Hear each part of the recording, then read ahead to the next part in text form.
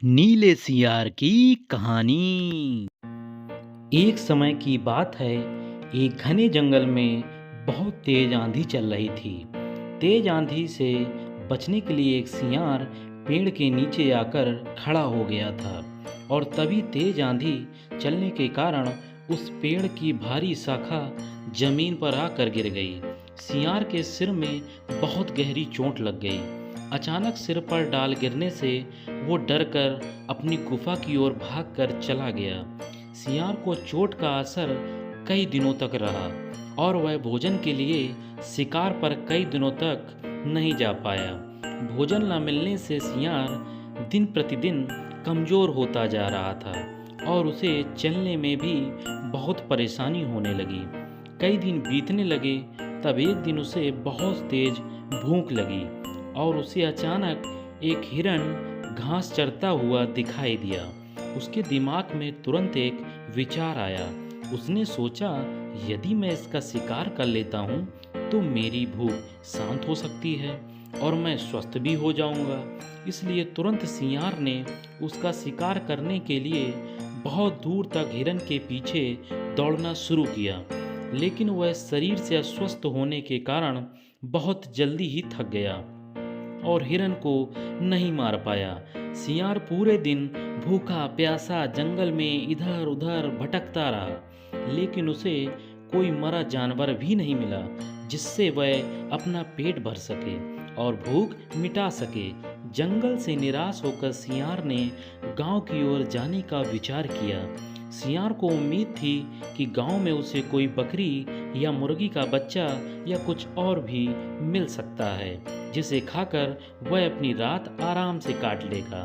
गांव में सियार अपना शिकार ढूंढ रहा था, लेकिन तभी उसकी नज़र कुत्तों के एक झुंड पर पड़ी जो उसकी ओर ही आ रहे थे। सियार को कुछ समझ में नहीं आया और वो धोबियों की बस्ती की ओर दौड़ कर जाने लगा। कुत्ते सियार पर लगातार भौंके जा रहे थे और सियार का पीछा कर रहे थे। सियार को जब कुछ भी समझ नहीं आया तो वह धोबी के उस ड्रम में जाकर छुप गया जिसमें कपड़े रंगीन करने के लिए नील घुला हुआ था।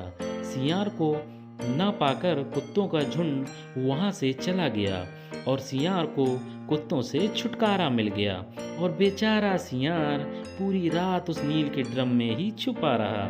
सुबह जब सियार उस ड्रम से बाहर आया तो उसने देखा कि उसका पूरा शरीर नीला हो गया है।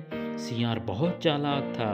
अपना रंग देखकर उसके दिमाग में एक आइडिया आया और वह वापस जंगल की ओर चला गया। जंगल में पहुंचकर जंगल के सभी जानवरों के सामने सियार ने ऐलान किया कि वह सभी जानवरों को भगवान का संदेश देना चाहता है, इसलिए सारे जानवर एक जगह इकट्ठा हो जाएं। सारे जानवर सियार की बात सुनने के लिए एक बड़े से पेड़ के नीचे इकट्ठा हो गए।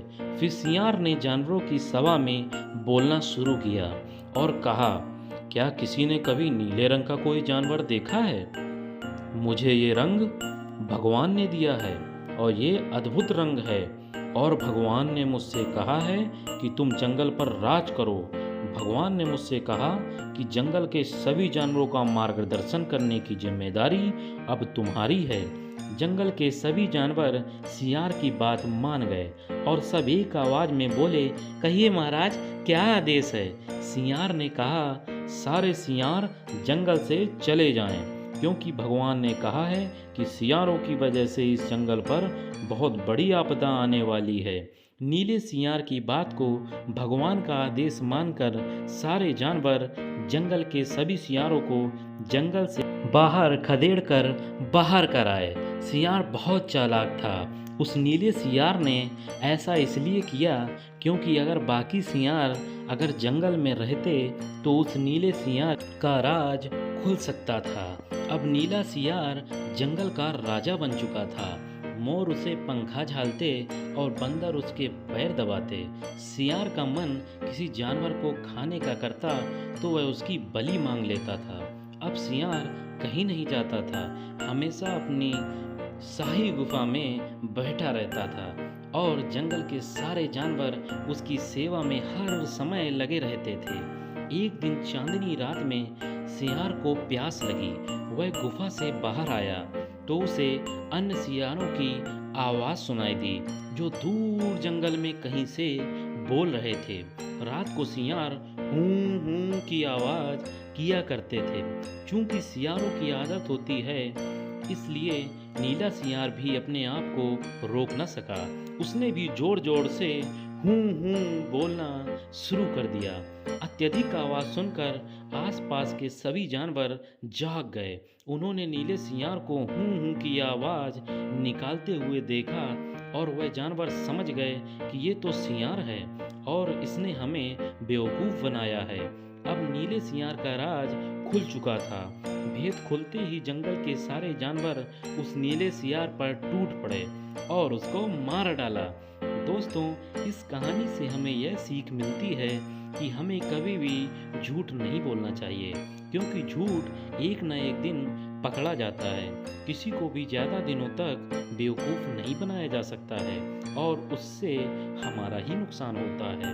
धन्यवाद। दोस्तों, यदि कहानी पसंद आई हो तो कहानी को लाइक करें, चैनल को सब्सक्राइब करें और कमेंट करें। बेल आइकन दबाना ना भूलें। बहुत बहुत धन्यवाद।